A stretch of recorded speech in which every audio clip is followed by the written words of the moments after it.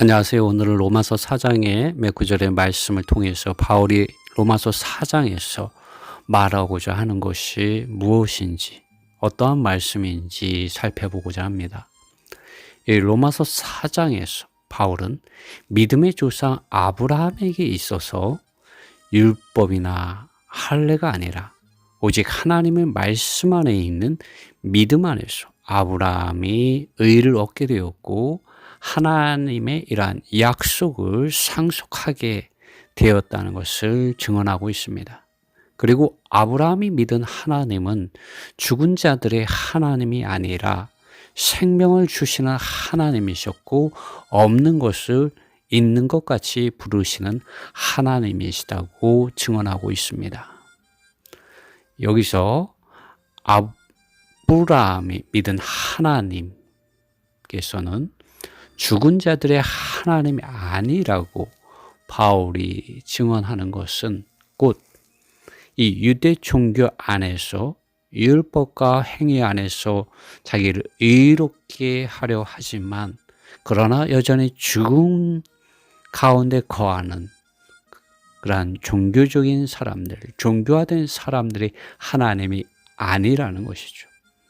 그분은 믿음 안에서 하나님의 약속을 상속하고 생명을 주시는 하나님을 알고 없는 것을 있는 것 같이 부르시는 하나님을 아는 이들의 하나님이라는 것을 바울은 로마서 4장에서 말하고 있습니다. 이제 그 말씀을 한번 읽어보겠습니다. 로마서 4장 3절에서 성경이 말하는 것이 무엇이냐? 여러분은 어떻게 생각하십니까? 성경이 말하는 것이 무엇이겠습니까? 아브라함이 하나님을 믿었고 그것이 그에게 의로 인정되어졌다고 말합니다. 이 아브라함이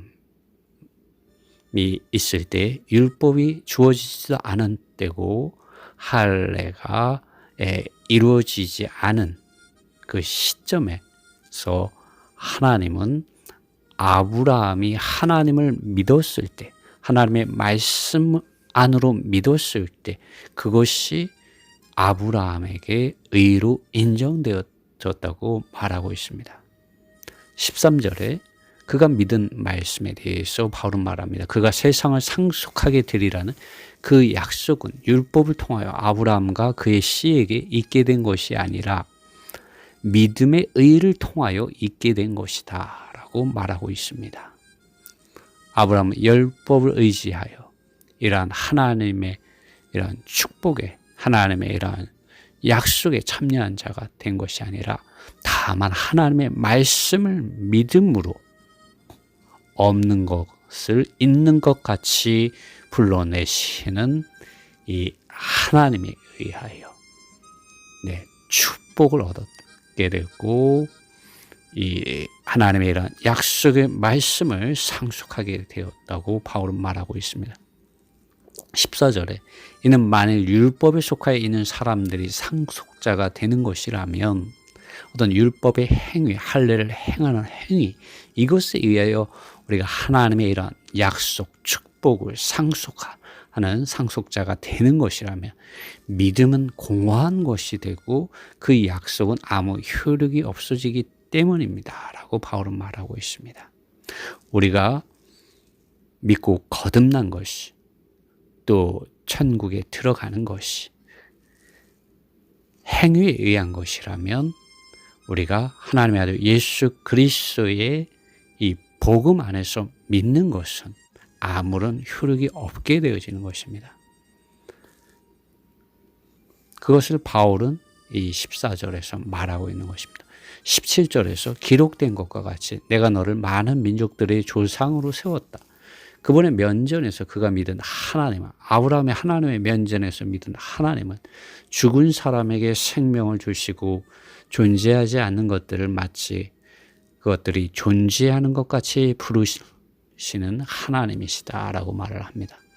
바울은 고린도전서 15장 45절에서 마지막 아담은 생명을 주시는 영이 되셨다라는 이 말을 합니다. 이 부분에 대해서는 나중에 조금 더 이야기를 하겠습니다. 25절에 예수님은 우리의 범죄함을 인하여 내어줌이 되고 예수님은 우리의 의를 인하여 부활하셨다라고 말합니다.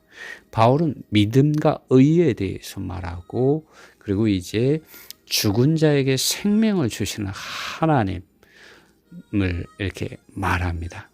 곧 예수님은 우리의 의를 인하여 부활하셨다는 이런 말을 25절에 가서 이제 꺼내게 됩니다.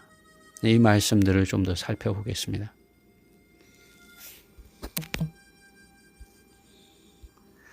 바울이 이러한 말을 하게 된 것은 이 그의 후손들인 그 유대인들이 이스라엘 백성들이 믿음이 아니라 외적이고 표면적인 이런 율법의 행위 안에서 할례를 행함 안에서 어떠한 의식과 전통들 안에서 자기들의 행위로 의로워지려고 종교적인 길을 가고 있었기 때문입니다. 그러나 바울은 분명히 말합니다. 로마서 3장에서도 의인은 없고 아무도 하나님의 영광에 이르지 모든 사람이 죄를 범하였음에 하나님의 영광에 이르지 못하였다고 로마서 3장 23절에서 말하였습니다. 그런데 이러한 일들이 유대 종교 안에서만 일어나는 것이 아니라 로마에서도 그리고 오늘날 믿는 이들 가운데서도 똑같이 반복되고 있다는 문제가 있습니다. 그러므로 사도 바울은 의롭게 되는 길을 로마서 4장에서 계속적으로 밖에 외적이고 표면적인 가르침의 교리들이나 행위가 아니라 오직 하나님의 아들 예수 그리스도 그분 자신을 믿는 믿음 안에서 사람이 의롭게 되는 것이라는 것을 증명해야만 했고 또한 증언해야만 했습니다. 로마서 4장 17절에서 바울은 아브라함이 믿은 하나님께서 어떠한 분이신지 계시하여 주고 있습니다. 아브라함이 믿은 하나님은 죽은 사람에게 생명을 주시는 하나님이십니다. 우리는 아브라함을 믿음의 조상이라고 알고 있는데요. 이 아브라함이 무엇을 믿었는지에 대해서 4장 17절에서 바울은 말하고 있습니다. 아브라함이 믿은 하나님은 죽은 사람에게 생명을 주시는 하나님이십니다. 사실 바울은 고린도전서 15장 45절에서 첫 사람 아담은 became a living being이라는 곧 살아있는 존재가 되었다고 말하였지만 마지막 아담인 예수 그리스도께서는 죽고 부활하시어 became a life-giving spirit이라고 말하고 있습니다. 이 뉴킹 제임스 버전에서는 이 S가 작은 스몰로 되어 있고 이 앰플리파이드 바이블에서는 대문자 스피릿으로 되어 있습니다. 어찌되었든 그분께서 죽고 부활하셔서 생명 주시는 영이 되셨다는 것이죠. 이 말씀의 의미는 생명을 위하여 죽은 자를 살려주는 영이 되셨다는 것입니다. 이 말씀을 잘 설명해 주는 것이 창세기 2장 7절의 말씀입니다. 주 하나님, 곧 여호와 하나님께서 땅의 흙으로 사람을 지으시고 그의 코 안으로 생명의 호흡에 넣으시니 사람이 살아있는 존재가 되었다. 네, 첫 사람은 이렇게 하나님의 생명의 호흡으로 살아있는 존재가 되었습니다. 그러나 첫 사람 아담은 죄로 인하여 죽게 되었습니다. 그러나 여기서 우리가 보듯이 마지막 아담은 죽은 자들 가운데서 하나님의 영광의 능력의 영 안에서 부활하셔서 생명을 주시는 영이 되셨습니다. 첫 사람 아담은 단지 개인적인 산 존재였지만 마지막 아담은 죽은 자들에게 생명을 주시는 분이 되셨습니다. 이 말씀에 대한 구체적인 실제적인 이 사례가 그분께서 부활하신 날 저녁에 제자들을 방문하신 주님께서 제자들을 향하여 숨을 내쉬며 말씀하셨습니다. 성령을 받으라. 요한복음 20장 22절에 이러한 말씀이 있습니다. 성령을 받으라. 이 말씀이 곧 고린도전서 15장 45절에 마지막 아담은 생명을 주시는 영이 되셨다는 그 말씀에 대한 합당한 해석입니다. 첫사람 아담은 죄로 인하여 죽었으나 예수님께서는 죄로 인하여 우리의 죄를 인하여 우리의 죄를 대신하여 죄가 되셔서 죽었지만 우리를 구속하기 위하여 우리의 죄사함을 위하여 죽으셨지만 예수님의 이러한 죽음과 부활 안으로 믿는 그분의 믿는 이들을 구속하시고 의롭다 하시기 위하여 이제 성령을 주는 분이 되셨습니다. 첫사람 아담은 자기 자신의 죄의 문제로 인하여 죽었을 뿐만 아니라 그 누구에도 이렇게 영원한 생명을 주고 다시 살게 할 수 없었습니다. 그러나 마지막 아담이신 예수 그리스도께서는 죄인들의 죄사함을 인하여 십자가에서 구속하는 역사를 이루시고 그러한 역사를 이루셨을 뿐만 아니라 또 죽은 자들에게 생명을 주시기 위하여 부활 이후에 생명을 주시는 영이 되셨다는 것입니다. 그 성령을 그분의 복음, 그분의 이름 안으로 믿는 이들에게 주는 분이 되셨다는 것을 말해주고 있습니다. 할렐루야.